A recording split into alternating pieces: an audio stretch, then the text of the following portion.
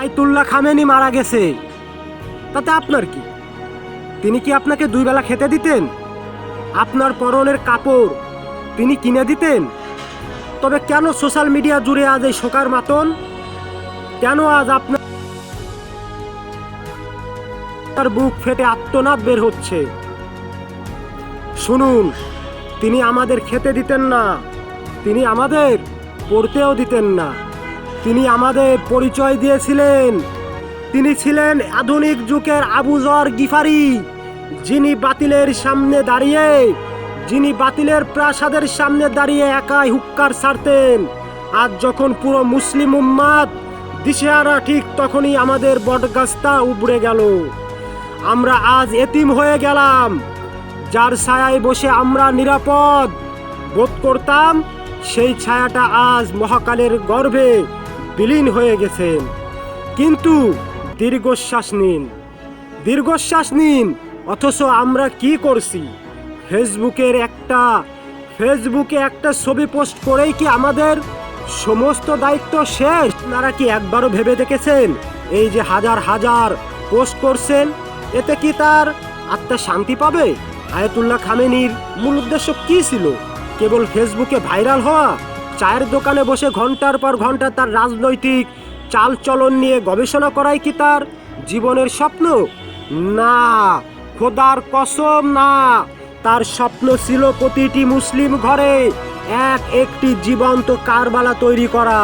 তার স্বপ্ন ছিল একজন বালেগা কিশোর থেকে শুরু করে ধুঁকতে থাকা বৃদ্ধ পর্যন্ত যেন আল্লাহর গোলাম হয়ে যায়। আজ আমরা ফেসবুকে লাইক আর কমেন্টের মোহে অন্ধ হয়ে গেছি। আমরা পোস্ট করছি ঠিকই, কিন্তু সেই পবিত্র আদর্শ কি আমাদের চরিত্রে আদৌ আছে? তিনি চেয়েছিলেন আমরা যেন ইহুদি আর সাম্রাজ্যবাদীদের পা না চাটি, অথচ আমরা দিনে শোক প্রকাশ করি আর রাতে সেই বাতিলের কালচারের নিজেদের ডুবিয়ে দিই। এটাই কি তার শোক, নাকি তাকে নিয়ে তিনি চেয়েছিলেন উম্মাতের ঐক্য। তিনি চেয়েছিলেন আমরা যেন দুনিয়ার এই চাকচিক্য আর নেশা থেকে বের হতে পারি। বড় বড় বুজুর্গরা বলতেন, আল্লাহকে পেতে হলে দুনিয়ার মোহ কাটাতে হয়। জঙ্গল যেমন একাকিত্বের জন্য নিরাপদ, আয়াতুল্লাহ খামেনিও আমাদের হৃদয়ে সেই একাকিত্বের ইবাদত চেয়েছিলেন, যেখানে আমি থাকব আর আমার মাওলা থাকবে। আজ তিনি নেই। এই যে বিশাল শূন্যতা, এটা কি কেবল একটা কালো প্রোফাইল পিকচার দিয়ে পূরণ করা সম্ভব? তিনি তো চলে গেলেন আর মাওলার ডাকে সাড়া দিয়ে, কিন্তু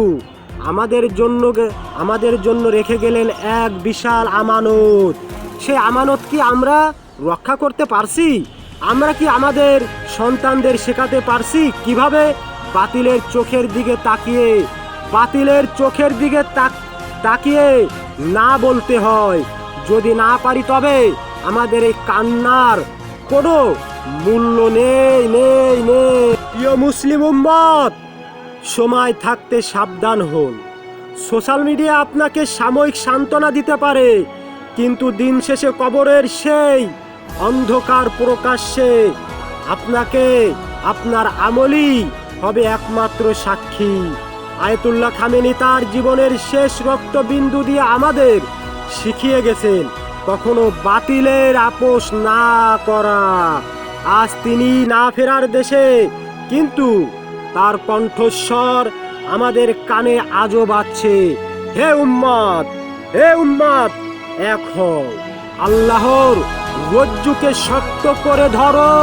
আমরা আজ এই ভিডিওর সামনে দাঁড়িয়ে ওয়াদা করি, কেবল আমরা ফেসবুকে শোক দেখাবো না, বরং আমাদের জীবনে তার প্রতিটি আপসহীন আদর্শ ফিরিয়ে আনব।